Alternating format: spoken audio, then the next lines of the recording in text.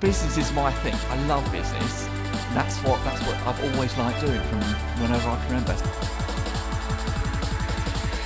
From that process will be some successful people. If you look at some of the really successful entrepreneurs, they started out with nothing. I think from a young age I've always been really excited by my own business, which I've always wanted. It'd be really great if this opportunity sort of went through to be able to fund that. There's a couple that stood out. We'll see how they do going forward.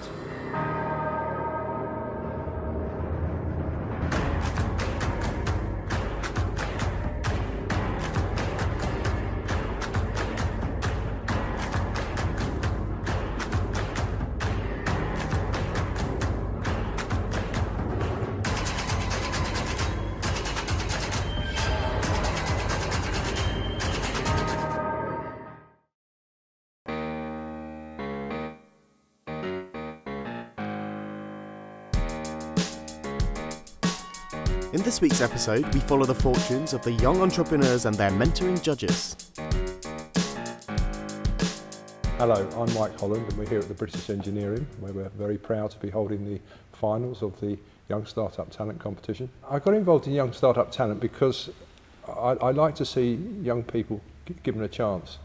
Various people gave me chances along the way. I think an entrepreneur is somebody who's prepared to have a go at many aspects of business. And I've always tried to tackle everything that's interested me. Not always successfully, but I always believe that if you throw enough mud at the wall, some of it sticks, and if more sticks and falls off, then hey, then you're being successful. My first business, I'd say my first successful business, I got a job on a building site, and I very soon decided that carrying bricks up a ladder wasn't going to be for me for a very long time. And I decided I'd teach myself bricklaying. I had to grow a beard to make myself look older because nobody would take me seriously in those days, age 19, 20.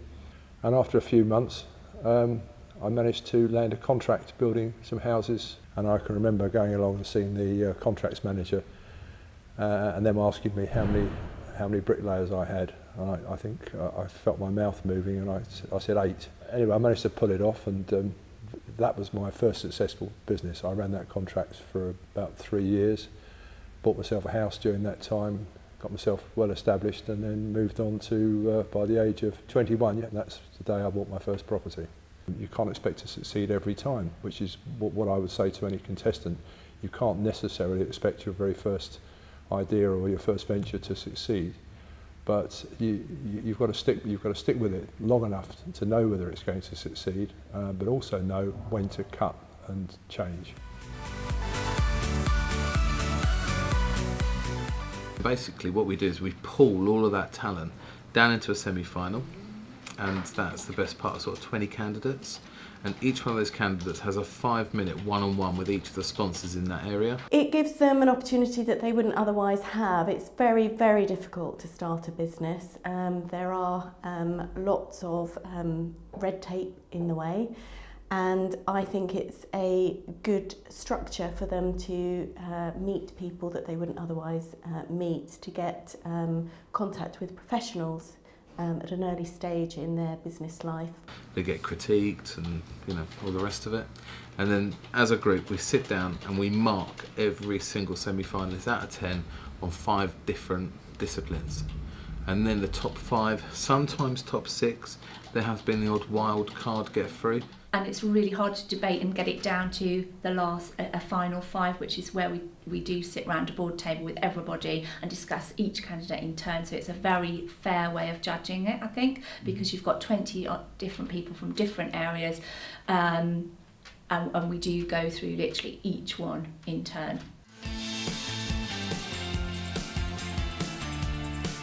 The process is tough for the young entrepreneurs, involving persuading many successful business people that their ideas are a cut above the rest. You go back and give them feedback. Too many things flying around. Actually, it would be an intuitive. So we're taking 5 through to the Dragonstone final. Ben's obviously the app in Waitrose. I was feeling for the guy. He'd done a lot of work, he was passionate, you could see it, but I just I didn't know where to start with it. It's a really cool idea and the effort's great, but I can't see the money in it. It's something's there, and it's arguably maybe the supermarkets need. Because he was like Waitrose were after exclusivity, weren't they? Advice I'd give to him personally is apps generally have a very short life. Yeah, they do. You need to watch the next one and watch the next one after that and start and maybe this will See what happens. See where they go.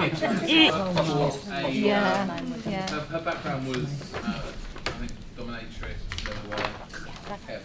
So how would you advise that? I think she needs a brand name. Yeah, I didn't like the logo. I hated it.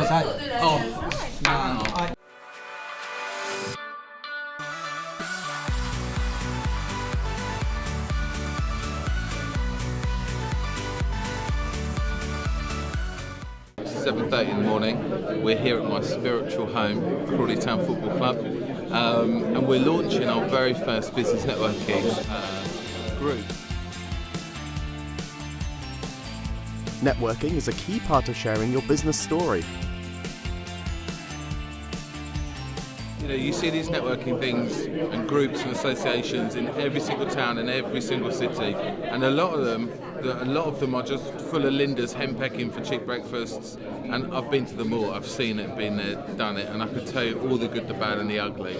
So what I guess we've tried to do is take all the good from all the good and ditch all the crap, and focus on bigger things. I can't really change what happens after 3 p.m. on Saturday once that referee blows the whistle.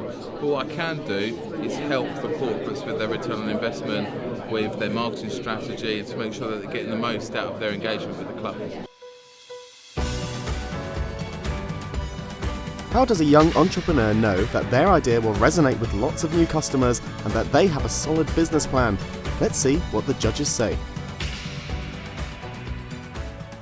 As a bank, at NatWest Bank, obviously we survive by having a great bunch of customers. We spend all our time looking after our customers, providing great service, and the area that I look at is the business side of things. So we've got a number of business customers and we grow with them over the years. So from them being start-ups to established business to being commercial-sized, corporate-sized businesses, they grow over the years and we work with them. So for us, it's having that constant flow of new business coming through the door and for us to help those people. So it's very rewarding for us because I think of businesses I've dealt with over the years where we've seen them grow from an idea to a very successful business. It's massively rewarding to see that. And of course, a bank is all about helping businesses. One of the things that I think the candidates need to look at as part of their business plan, which is often overlooked, is the legal side of matters.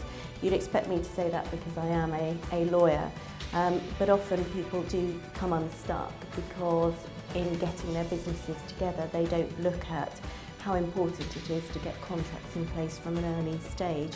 The contracts can be in place with people who have given them help up to now and who may expect something back at a later date. It's good to get something in writing now.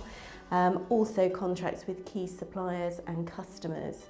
And I think it's also important to recognise the value of any branding early on and look at protecting any intellectual property rights that they may have or they can protect at this stage, because that is often of great value.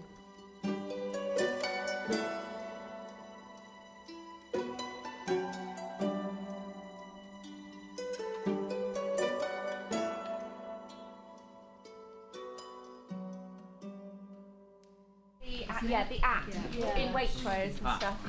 I worry about him. I thought the name was excellent. She's on the and line again, for she's Monday. shown some good signs of thinking it through on her marketing and branding. And she's already like embossing the logo. Yeah, I didn't like the logo. I hated it. The actual design of the logo is irrelevant because at this level, at where they are, forget it. I thought that downloaded it and was on a support contract and then a maintenance contract and a editing contract. You know. There's too many things flying around as well. There's mum giving, or the adult giving the phone to the kid having their own phone, the kid having their own game on. To go to Waitrose and say that you can have this for free because you can have the advertising, but you need to pay me £50 a licence fee per each. So they'll buy it and use it because they're getting it for free, and what they're getting is somebody that they can load that product was a Waitrose there, they'd sell out. It was frustrating because I was feeling for the guy. He'd done a lot of work, he was passionate, you could see it, but I just... What if they look for exclusivity, then what? Well, then what he does, he says, look, I'll tell you what, I'll give you exclusivity, but only in Brighton. What you want? 20%'s Yeah, quite 20%. a high percentage for that. I thought he was a little naive on that. I also wasn't sure that had actually been... And tell him to follow mums and their children round the supermarket. See where they go. And hope they don't get arrested. Sees herself as couture, which is, one-offs, hand pieces, hand done, personal investment, personal interest. I think they will know by the end of that process whether they're going to be successful in business or not. People want a name, and that's just the way they think. I agree.